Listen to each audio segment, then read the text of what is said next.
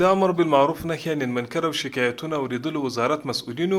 د اسلامي ارزښتونو د پالنې میرمنو حقوقو خوندیتوب د قومي او ژبني دښمنیو حل ټولنیز عدالت د ټینګښت او د ټولنیز اخلاقي سمون لپاره د ټاکل شوی پالیسۍ پر اساس کړنې ترسره کړي دي.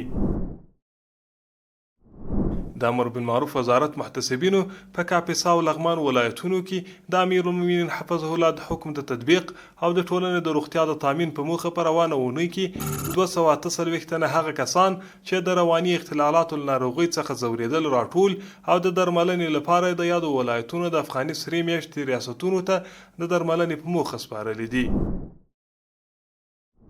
د یاد وزارت محتسبینو په دې ونه کې د میرمنو د حقوقو اړوند 3 بېلابېلې قضیې حل کړي دي چې په دې قضیو کې 15 د کورنۍ تاوتریخوالي، 11 د میراث، 12 د غیر شرعي نکاحګانو، 6 د ولور، 15 د نفقې ورکړې او پاتې 4 د طلاق قضیې حل شوي دي.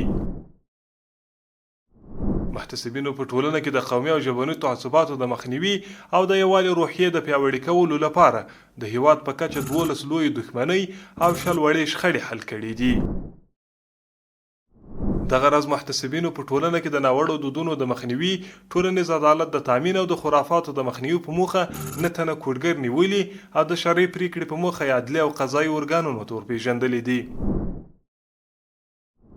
او وروستی خبر دا چې محتسبینو په بازارونو کې د سود، احتکار، ترازو کې د کموالي، د تاریخ تیر او بې کیفیته موادو د خرڅلاو د مخنیوي په موخه له سوداګرو او هټیوالو سره 115 اصلاحي ناستې کړي دي. مولاي صل وسلم دائما